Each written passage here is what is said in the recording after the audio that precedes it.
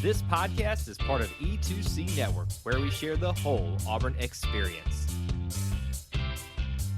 David Housel described it best. We are living the whole of the Auburn experience. You can quantify it, you can qualify it through a variety of methods, times, people, places, things, stories. But no matter how you quantify it, no matter how you qualify it, at its heart and at its core, it is all about Auburn sports, Auburn culture, and the Auburn family. Since it is about family, we've got a few members here ready to do the show for you.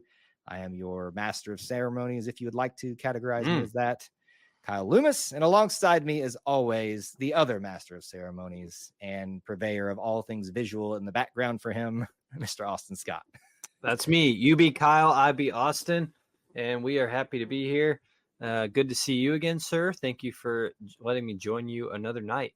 It is middle July, Kyle. We're getting closer and closer. So close. You can feel it. And literally this week just feels like an extra special week for a variety of reasons. So excited.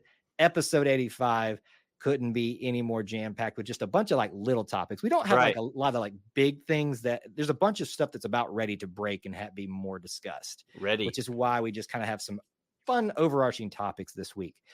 But after this point, folks, saddle up.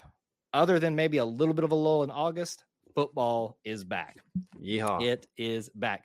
Speaking of, why are we so excited about that? Let's start off by talking about this. SEC Media Days is here. It starts as of us recording this tomorrow, with several teams going to get their first shot at, and Commissioner Greg Sankey for the SEC, with Auburn having their day on Thursday. By the way, just a quick note, I had it as Friday for some reason in my head. It's the second thing this year that I've had on the wrong day for the longest time, and I must be getting old. Okay. So I must be getting old. That's all I can think about. That's okay. With that in mind, SEC Media Days, well, obviously we'll talk more about this and analysis of it in our next episode, but let's talk about who is going to be there for Auburn. Your representatives this year, obviously Coach Hugh Freeze, but this year he has selected for your representatives as players Eugene Asante, a linebacker, obviously not the linebacker we all know and love, quarterback Peyton Thorne, and then for the first time ever for Auburn, and I think all of SEC Media Days, am I correct in this, a sophomore, Keldrick Falk, defensive end, edge, whatever you want to characterize him as. He is also going to become a representative for Auburn for the very first time as a sophomore this year at SEC Media Days. What do you think about this list? It's impressive. Those are three guys that are expected to be playmakers for Auburn this year. I don't remember if it was a record, or not a record, but a new, what's the word I'm looking for? Thing to happen for a thing. That's why I went with thing. For a sophomore to be at SEC Media Days, I did see that it was Auburn for sure. Yeah. So that speaks highly of where these coaches view Keldrick Falk, both on and off the field. He's a leader already. Yep. And Auburn needs him to be a leader on the field, especially. So I'm excited to hear from these three guys. Eugene Asante is always going to be a great quote. And Peyton Thorne, if this doesn't more establish to you that he's QB1, I'm not really sure what else will. We can't help you at this point. So I feel like every year you have like one or two that make the most sense that you bring to the SEC Media Days. Peyton Thorne makes sense as QB1. Deal with it, folks. If those that can't deal with it, Eugene Asante as the leader of the defense, in a sense, makes a lot of sense too. And then sometimes you bring in a special teams guy, but Oscar Chapman, I believe, has done it already. Alex McPherson has had that health issue going on. So I don't know if that played into the decision or something, and maybe we'll good point next year. Who knows? But why not this kid, Keldrick Falk? And I'm getting this question a lot on any live stream I do. Who are going to be your breakout players this year? And I have named Keldrick Falk as one of those. And this just leads me to believe that, hey, Kyle, you may actually know a little bit about what you're talking about. Maybe. Clearly the coaches are excited about this guy. Allegedly, possibly, can't guarantee it, but maybe. I'm excited for all three of these guys that are going to be representing us this week. Now, let's talk about being in the game. Austin, it is here. Every teenage boy's like best game ever that they've played, who loves football, back from the early 2000s into the teens a little bit. It's been 10 years. College football 25, formerly known as the series NCAA football, whatever year, is returning officially this week. Again, we record this on a Sunday night. We are sitting mere hours from the early release. I will be playing. Austin can barely contain himself. We'll be playing tomorrow.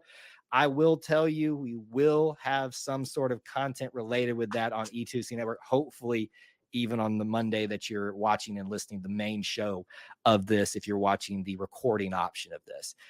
So you saw some more footage this week. Austin has got it right there. That has been shared. Look at us. I think that's credit to @Drewski or something like that. Yeah, Big Drewski. Sorry, Drewski. Big Drewski. But you did a wonderful job. Look at this, Kyle. Everybody is Big old Drewski. Sorry, Big old Drewski. He. Man, that right there. I know. Got the me. The running out on the field got me. That's amazing. For those of you in the audio portion, we're watching the run out of the Iron Bowl Eagle flight, running through the A. Players just kind of getting hyped up. Did you have a problem with this right here? It's a little out of scale for it's a little bit of a tiny bird. These are people tiny bird, but don't understand the morphology, if that's the word I should be using. A little bit more like a hawk or a falcon, but beggars can't be choosers. We can't. We can be excited though, and there's plenty of reasons to be excited about this. Can I ask you one question, Kyle? Yes, sir. Go ahead. First, I think we've both already discussed our first game. We'll be playing with Auburn something, right? My first game. I'll go ahead and reveal this for folks. Okay. My goal is to put up my very first playthrough tomorrow as soon as possible in the Iron Bowl. Auburn, Alabama. That's going to be must-watch video content. Yeah, it won't be live streamed because I got to figure out the system and all that stuff. But that'll be my first play. Who will be your first dynasty team? First dynasty team. You can't pick Auburn, so I know.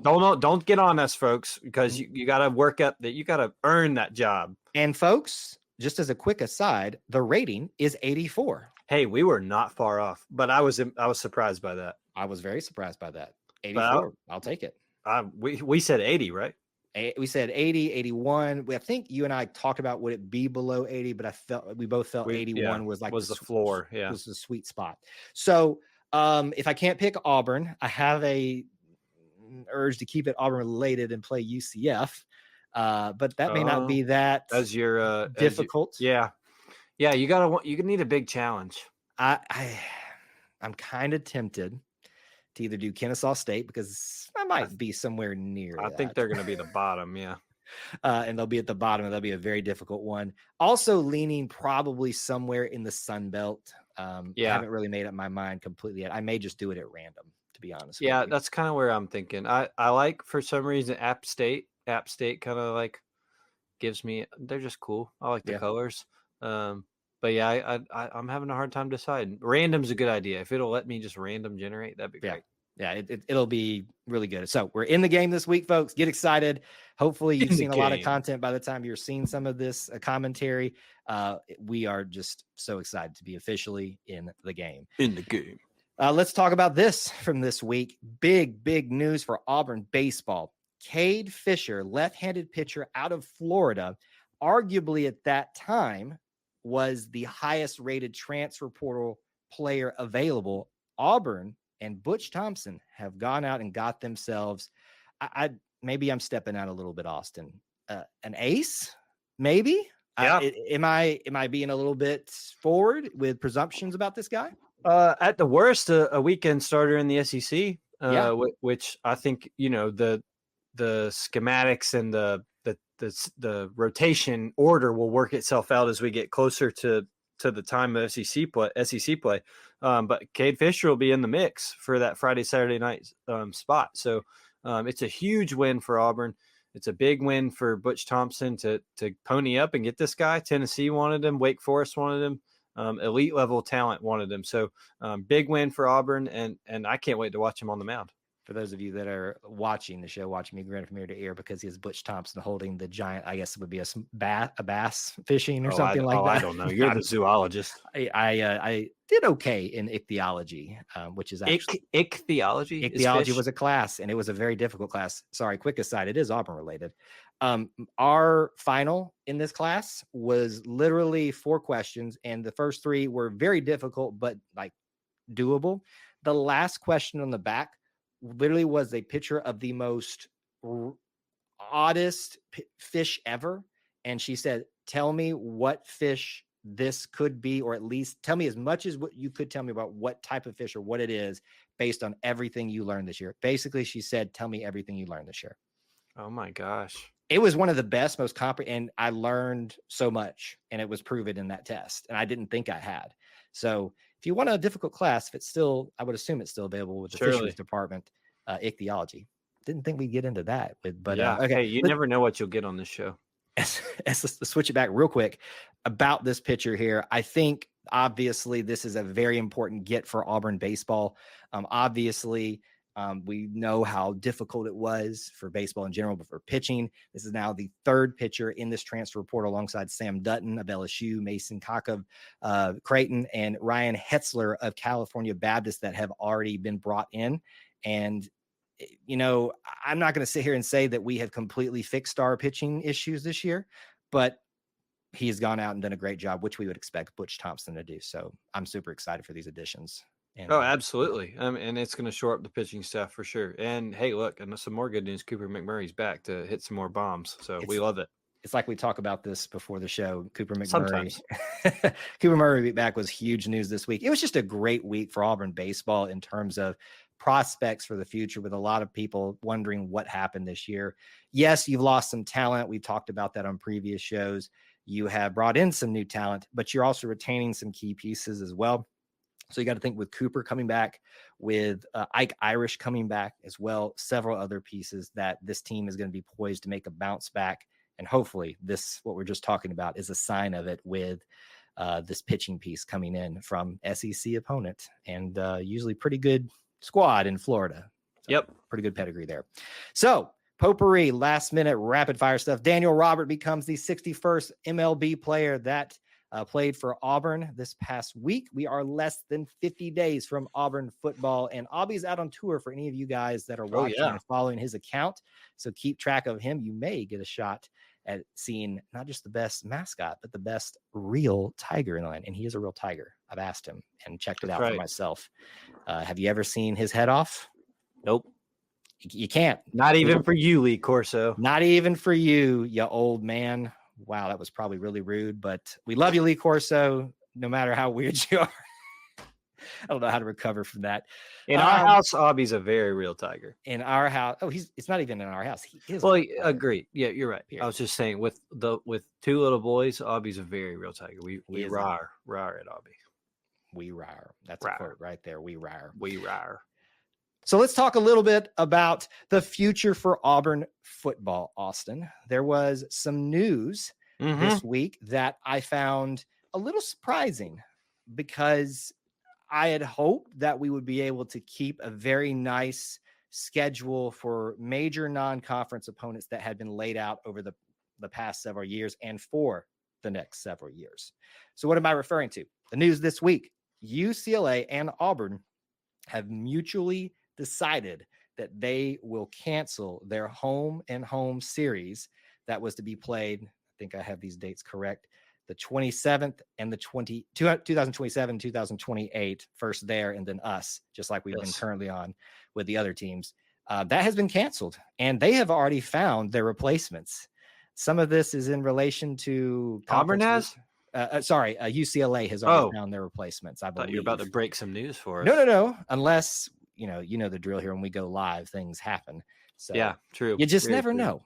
But they have found replacements. As far as we know, we haven't. So first of all, I do want to talk about who might we see fill those slots / who do we want.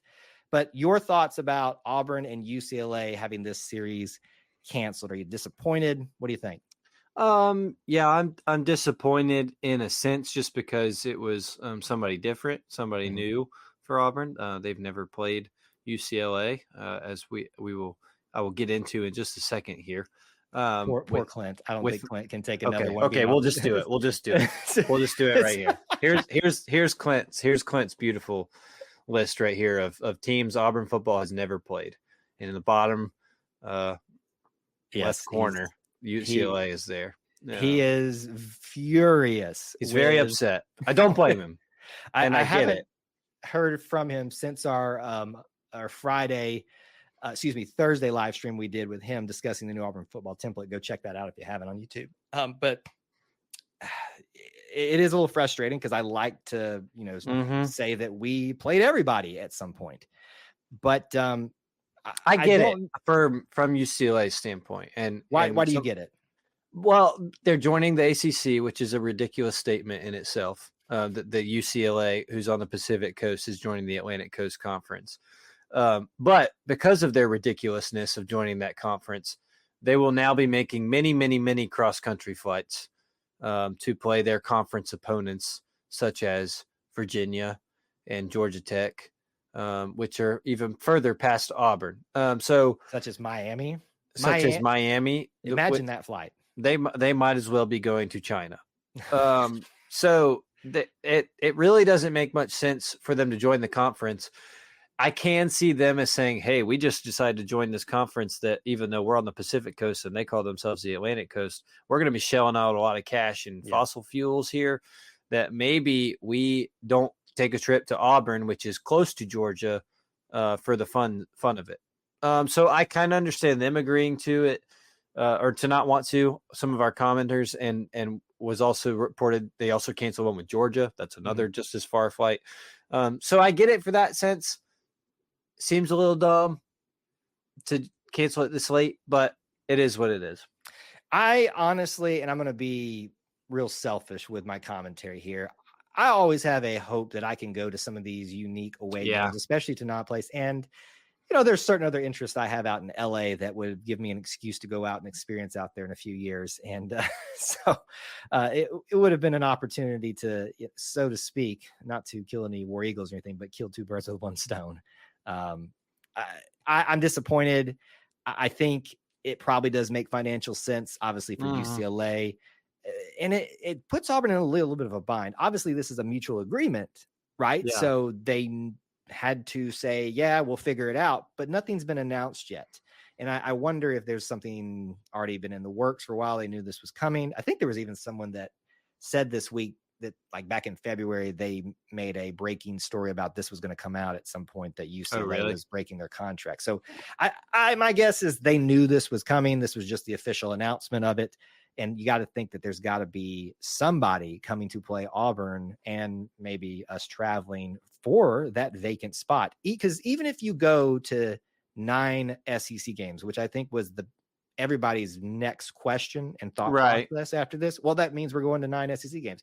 Maybe, but I don't think that news story in of itself means 9 SEC games, because I think you probably are going to still need to have one quality opponent from your not in your conference on your resume every single year. And that would be the best thing, because who wants to play La Mo one more time? I mean, Alabama certainly doesn't.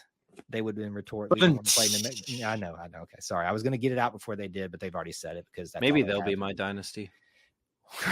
Go ahead. So let's talk about it from this angle then. 2 ways. Let's start with this.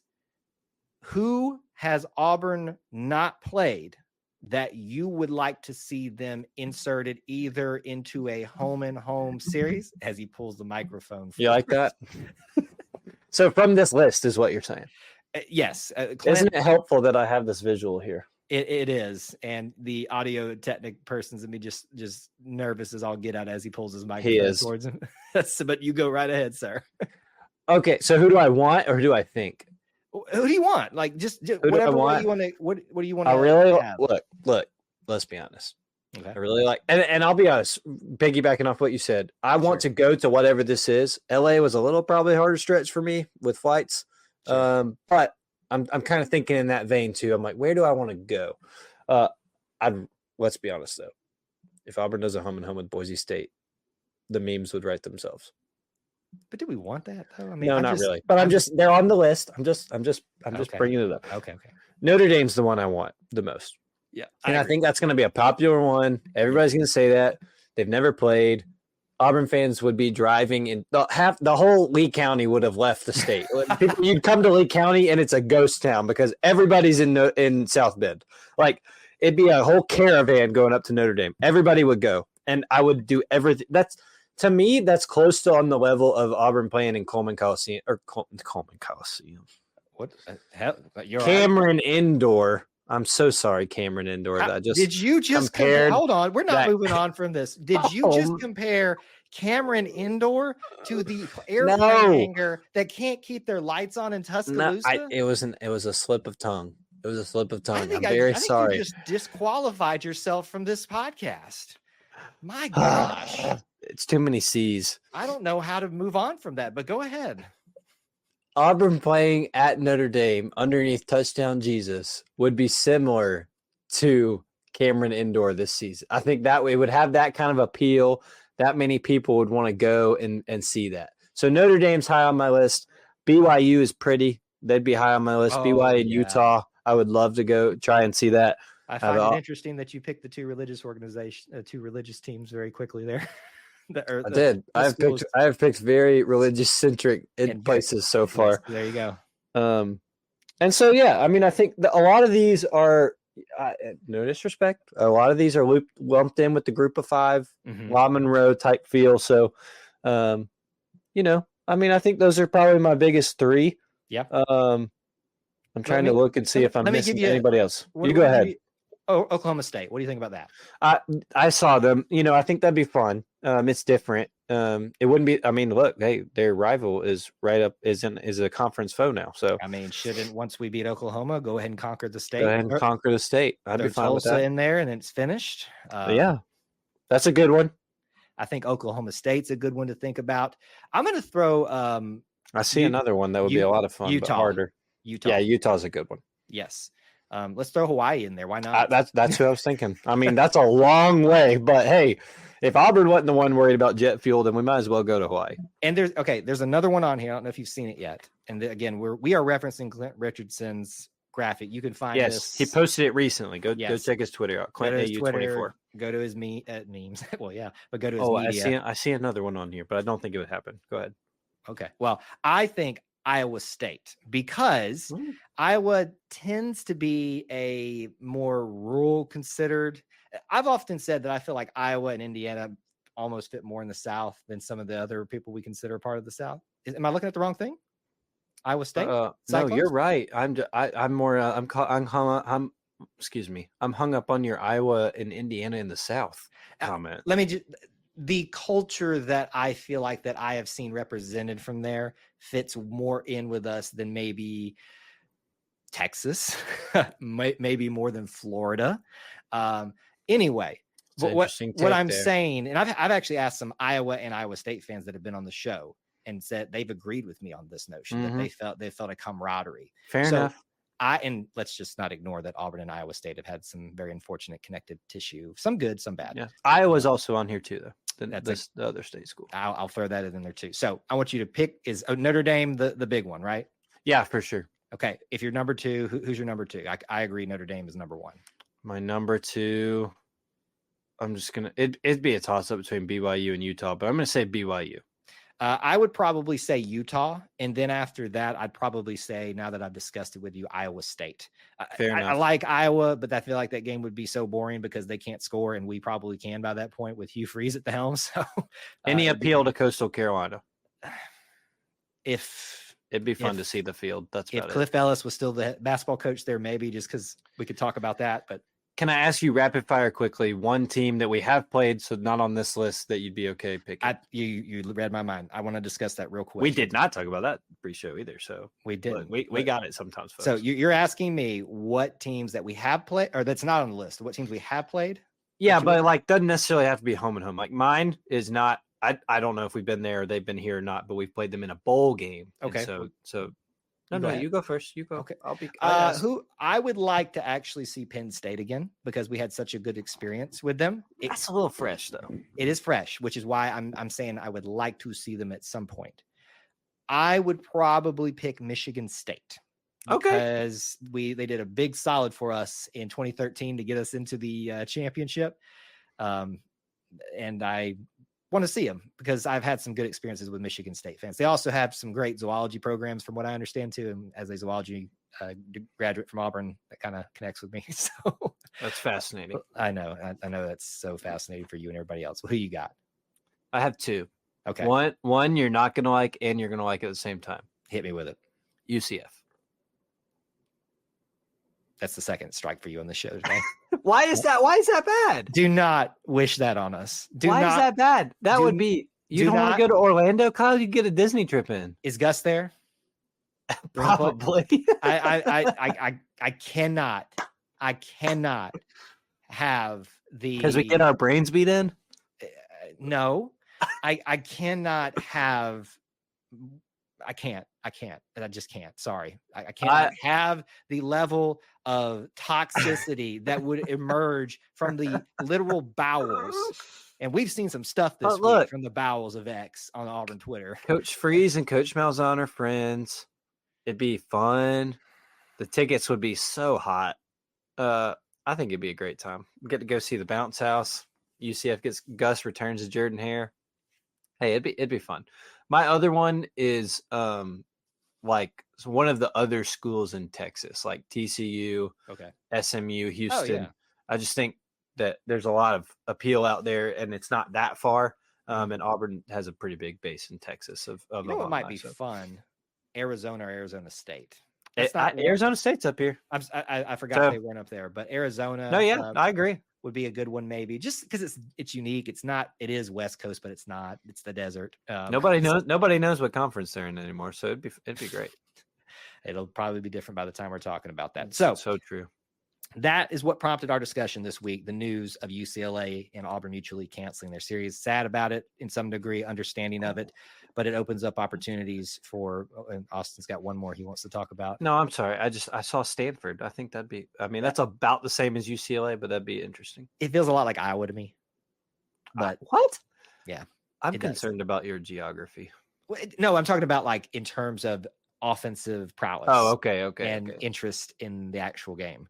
I feel like Iowa State could keep up with this. Iowa could not. I feel like fair enough. UCLA might be able to keep up with this. Stanford probably can't. And that's based on what we know currently about them. Fair enough. It'll be fun. Plenty more discussions about this topic to be had. And I'm sure we will find out hopefully sometime this year, an announcement of an agreement of sorts, whether it's a home and home or just two individual replacements, maybe even just coming to Auburn if they can't find anybody else. Because you got to think most of these schedules have already been decided. Right. It's 3 years away. 3 years away, folks. So saddle up, be looking, be vigilant, and you just never know. We may be talking about it again very, very soon. Another episode of the Auburn Experience. This is one of those things that we probably should have done a little bit earlier in the summer, but this is one of those summers where we just had so much to talk about. And I'm really glad, frankly, too, because we forgot to mention this in potpourri, that we did our War Ready preview earlier, just because it's opened up opportunities to discuss things like this. The 2023-24 athletic calendar year is over. It has already passed, and the last team, I think, ended the middle of June. I think that was track and field. So we were about a month removed from that calendar athletic year being over with. But let's take a walk back in the best of our memories and offer up some what we feel would be fair grades for each of these programs, maybe some reasons why. And I will say this for myself, and I think Austin will agree with me here. As much as we preach about enjoying the fullness of the Auburn experience, we are also going to be tragically uninformed about some of these programs to the level that we would be compared to others. Now, again, folks, continue to value the Auburn experience. We're going to continue to try to live that out, but we're going to do our best to try to grade everybody. We may just be frank. We're just guessing at this point with a few of these, but let's just walk through it and give some grades, final report cards to each of the programs and see where we get to by the end of this. Or do you feel qualified for this one, Austin? I feel roughly qualified. I might be throwing back a few to my days of thumbs up, thumbs down, because that might be how qualified I am. If you're OT or an E2EC lifer, you might remember thumbs up, thumbs down. Yes, that was a good series. So I might not be able to go. Now, maybe on some I can give 2 thumbs up, 2 thumbs down. Maybe I'll give one of each. I used to do some of that. So apparently you're getting thumbs from Austin. You're getting grades from me. You Yep. take it, what it means. What does that rubric mean in terms of grading? Nobody knows at this point. All right, let's start in the fall and let's discuss the big one at the very start, football. We know it was first year under Hugh Freeze. We know the state of the program, given some decisions we made several seasons ago that led to other decisions that did not work out. Thus, why would you make the other decisions? I won't go so we can go to Orlando in 3 years. That's why you made the decision. I'm being very good with you tonight. Try not to kick you off the show. Try to stir it up with me. Football did not went to a bowl game, lost again, ended up with a losing season for the 3rd straight year in a row, just barely 3 years in a well, yeah, barely 3 years in a row. What would you say is Auburn football's grade for this year? This could go a myriad of ways. People are gonna have plenty of opinions about this. I'm gonna give them a thumbs up in year 1 of Hugh Freeze. I'm looking. I know that this was not what you're asking, but I'm looking at the entire picture of where Auburn football has been, where they are now under a new regime. I know their losses on the paper, but the close games that they were in to be competitive against teams that they have not been competitive for a couple of years now, and then be your biggest rivals. I think it has to matter. When you're trying to establish a new culture like Hugh Freeze is. So 6 and 7, nobody wants to be 6 and 7. It's totally understandable. 6 and 7 will not get a thumbs up this year. Yep. But the recruiting has done well for Hugh Freeze. The vibe, the family atmosphere is all there for Auburn again. It feels like things are turning up. And 6 and 7 certainly is not. You would love to be 7 and 6 or 9 and 3 instead. But that wasn't the case. I'm going to give it a thumbs up just because, look, it could have been a lot worse, and it has been a lot worse lately. So, and again, we wouldn't be having to talk about this if certain decisions were made several years ago. I'm going to give them, and this is kind of my operating rubric. If you make postseason play, you are at least in the conversation for a passing grade, which to me is technically a D is passing, but I consider that a C- and above. And that's what I will give the football program for this year, a C-. You got to the postseason. You looked a little bit more competent this year, fell on your face a couple times. And that if that bowl performance wasn't the kind of loss, was it what it was? I might be talking about a C+, maybe.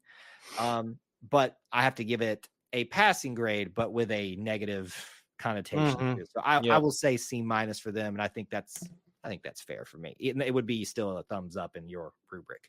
A C-. Soccer, are you? I think soccer would also be a C. I believe they made postseason again this year. I've long been a fan of Coach Karen Hoppe just because I think she's one of the nicest ladies ever and a great coach, and frankly, our most tenured person at this point in the coaching staff. There's a reason that she stays around is because she keeps a pretty consistent program and finds very high peaks, usually quite often enough. So I think this year, if I'm remembering correctly, that was a long time ago, wasn't as outstanding, but I give her a passing grade of C, right? Not her, but the program of a C at this point. Yeah, we'll get there, but feels kind of similar to baseball. Not what we expect from one of these programs from Auburn, not the year that we would expect from this coach and this coaching staff, but did enough to look, competent and like you said, barely squeak into postseason play. So, it's not great. I'll probably give it like one of those midway up, just barely teetering up thumbs ups. But I'm not expecting this to be a trend for Karen Hoppe and Auburn soccer. I think they'll bounce back pretty well this year. Yeah, when they drop down, they always drop back up. So I'm expecting that. Volleyball, this one is pretty easy, I think, from a program that's still very young and hasn't had a lot of good history to it. Coach Crouch just continues to raise the bar. Yes. Very similar to somebody else we'll get to in a second. I have an A+. Yes. 2 thumbs up. Love Auburn volleyball. It's been super fun to get kind of rally around and excited about for the Auburn family, to just learn about a new sport and learn new faces. And I'm excited for Auburn volleyball to continue on their trajectory. I definitely give it an A, and if I could give another thumbs up, I would, but I won't too. Very quickly, cross country. I know, Austin, you're probably not as informed on them, but I use this in reference to the track and field team because they are part of it. It's the same people that run distance for us in track and field, but it is a separate entity. I didn't follow them as closely this year with Jessica and I not able to do Tiger Tracks this year, but given what I know Ryan Kinane did and stuff like that, I'm giving them an A with a question mark just because I wasn't as informed on them this year. Do you have any takes on that? If you gave them an A, I give them a thumbs up. I feel like that's where you might go for a few of these. You might that's what I say on a few of these things. All right, men's basketball. I have them This with is interesting. It is interesting. I have them with an A-. They, for the majority of the year, were one of the best teams in basketball and had a embarrassing loss in the first round of the NCAA tournament. SEC champions, that in and of itself has to have you in the A category, but no one's going to make two bones about it here. Go ahead and cue the Alabama fans. Yale. Like, I'll just say it before you said it. That's the only two phrases they know, Yale and New Mexico State. It's like they learned some new words or something. Football. I have them at an A-. What do you got? Yeah, I'm going to give them a thumbs up and a half thumbs up. Like you said, they get the thumbs up no matter what because they want a championship. The SEC tournament champions banner will hang next year, and that's a trophy that's coming back to the Plains. All right, not coming back; it's been back for quite a while now. But I think that it's easy to look at how it ended, and easy to look at the Yale game and say, "Oh, it was a failure." Nothing short of a championship's a failure. Let's not be those people. We got enough of those people wandering around enough. So I think Auburn men's basketball had a much better year than the year it did before. And I'm excited to see where this team goes. But I'm happy enough with a thumbs up and a half thumbs up. Yeah, I will give them an A+, an A-, as I said, just because of the way it ended. Let's switch over to women's basketball. I kind of referenced this already. This is another team that continues to, if we could have Gus Malzahn here, he'd be doing his list. This is where we're going, folks. This is where we're going. It's exactly what's happening with volleyball. This is what's happening with women's basketball. The bar continually being raising. Coach Johnny Harris is continuing to impress and has the respect of some of the biggest names in college basketball for women. I have an A+ for Johnny Harris. Yeah, so Auburn makes the tournament, right? But I think they should have made the tournament outright, not just the play-in. It still doesn't really make sense to me. But you look at the win against LSU, a huge win against LSU at home, and continuing to rack up wins in the SEC and then the SEC tournament. I'm excited for the continuation of this program and Coach Johnny Harris. They've already done well in the offseason with recruiting. I've got 2 thumbs up for Johnny Harris and her crew. That's one of the sports I'm most excited about to get back to watching. Truly, yes, it's going to be a fun year in this next year under Coach Johnny Harris. All right, we got to rapid fire through some of these here because we got a lot still to get through. Gymnastics, I have them at a B. It is hard to replace Suni Lee. It is hard to replace Darian Goborn and so many others that left in the previous year. But I felt they did make postseason play, didn't make very far, but they also had some surprises this year. So I felt like they exceeded expectations given what they lost. So I'll sit with a solid B. Yeah, I'm about the same. I've got a halfway side thumbs up just because, like you said, a lot of wondering, a lot of trying to figure out where to go after SUNY. Rightfully so. Makes total sense. But I'm pretty eager to see where this team goes and who steps up to be the next leader for this team. Equestrian. Now I actually have more context here for you guys than you think, because I do follow equestrian enough. We have our friend Auburn Elvis, who's been doing the War Horses podcast for us on the audio podcast network for you guys for several years now. They obviously went through a transition this year with a new head coach. Obviously that brings not tumultuous always, but just change. Right. Things have to kind of get readjusted. They had some ups and downs, took a few more losses in the regular season this year, but won the SEC championship. Very similar to men's basketball, if you think about it, and an early loss in postseason play or competition, I guess you would call it there. So I have them at a B+ for equestrian. What do you think? Yeah, I'll go one thumbs up. They did win the SEC. I mean, that has to mean something. But like you said, it's like a mix of men's basketball and then a coaching change like football. It's like, where's this team going to go? But overall, in the first year under a new coach and the new coach for the first time in a long time has to matter. So Yep. one thumbs up for Equestrian. I'm excited about the youth of that program. Yes, I am as well. Final one for the winter, swing and diving. Again, similar to track and field. I am not as up on how well they have been doing, other than I know that we are, and I believe we are on an upward trajectory under Coach Ryan Wakamerka. I believe I'm saying that correctly. He's been here for several Bless years. you. I know. And he follows the stuff, I believe. So I hope I said it correctly. Sorry, Ryan, Coach Ryan Wakamerka. But I do believe we are starting to get back to the days of Auburn being extremely relevant in swimming and diving, which we were quite dominant in for quite some time. So I have them at an A. Again, it's a little bit of an A question mark because I'm just not as up on it. Do you disagree in any way? Thumbs up. Okay. We can go through these spring ones pretty rapid fire. We did an assessment of the spring sports a few weeks ago, maybe about 4 episodes back. So if you want some more detailed thoughts, go there. Baseball. This is the tough one. I have them at a D. Oh, buddy. Because of how abysmal the SEC play was and missing any kind of postseason play. They did not fail because they had a pretty decent start to non-conference. Decent. They beat a few teams finally in SEC play. They probably shouldn't have. So I got to think that earns them something. I'm just going to give them a D on this one. And that's not a critique on how much like I'm unhappy. I'm obviously not okay with us having the type of season that we did. Anyway, I'm going too deep, and we said this was going to be rapid fire. D for me. Yeah, it's a thumbs down for me. I don't think that's outlandish or surprising. It's not something anybody's happy about. Right. But it was a rough year for Auburn baseball. Doesn't look like it's going to be something of a trend or foreshadowing of things to come, like we talked about the Auburn soccer. Right. And experienced coaching staff. We trust them. Softball, we made postseason play, a transition we knew was coming in the middle of the season. Even given that context, I give them a C-. They met expectations, had some down times during this one. I just felt like it's hard to ask a lot of a team that knows they're about to go through a transition. So I put met expectations with a little bit of a negative connotation there with a C-. Yeah, it really felt like up until Mickey Dean announced he wouldn't be returning, it was like the season was going like this, and then they just slowly kept turning around and finally pushed their way up. Made the Florida State Regional. Yep. And no Clemson. No Clemson. That gets you a thumbs up enough. That's right. And sent Coach Dean out kind of, with another postseason to add to his resume. So yes. That is a program of any others that has as much of a intrigue in what happens next. So looking forward to that. Yep. All right. Men's golf, women's golf, and track and field. We're doing these together because I have them all at an A+. Men's track and field nearly won the national title. Women's made the championship competition level. Men's golf won the championship. Women's golf was right there in the final round.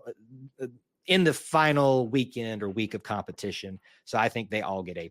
Do you have any differing thoughts? I mean, I guess men's golf could have wrapped it up a little earlier than the final hole, but no, it's 2 thumbs up for me. Those 3 sports ended us on a really high note in Auburn athletics. So it's going to be fun to watch them for years to come. I think they salvaged the season for us. Honestly, this would be a very depressing segment without those 3. I think they are the reason we're a little bit better, all in a better mood if you value, again, as we talk about here, the whole of the Auburn experience. And finally, men's and women's tennis. I do love watching these guys when I get the opportunity to, and ladies, haven't had the opportunity to follow them as closely this year. So this is question mark for myself. Women's tennis went through a transition and still was pretty dang good. Yeah. Men's, I know, was pretty decent as well, beat some teams they weren't supposed to. So I'm just going to put them at an A, considering the year that they had with a transition at head coach in the middle of the year, and the men's coach having to give up some of their staff and him take on a almost overseen road, that being Bobby Reynolds for men's. So given all those circumstances, I'm just going to give them an A. Thumbs up for me. Great job, tennis. So there you have it. That is our grades for the 2023-2024 athletic calendar year. We'd love to hear your impressions, your grades, your thoughts on these guys. And of course, obviously be constructive in your criticism if you can. And we obviously hope for improved grades or maintaining in some areas for the next upcoming year. That's going to do it for episode 85 of the Auburn Experience podcast. We thank you so much for joining us. You can keep up with me on X at Kyle Loomis 24, or I can keep up with you. Me at Austin G. Scott. Can't wait to play in the game tomorrow. Kyle, I have one final question for you before we head out. I'll make it quick. We questioned it last week. We didn't even know if it was happening, and we totally missed it. Did you watch any of the Auburn takeover on the SEC Network? I did not have the opportunity to, and I am very sad about that. I tried to set my thing for the golf tournament again because I wanted to relive that, at least the final thing, and I didn't even know it was happening until like the day of. They didn't make not just Auburn, but they didn't make as big a deal about it this year, which I agree. Interesting. But hey, hopefully we'll get a better advance notice of it next year. Best of luck to you in the game tomorrow, sir. And you as well, sir. And best of luck to all of you. This week, saddle up. We got lots to pay attention to this week. Until we talk to you again, War Eagle. War Eagle.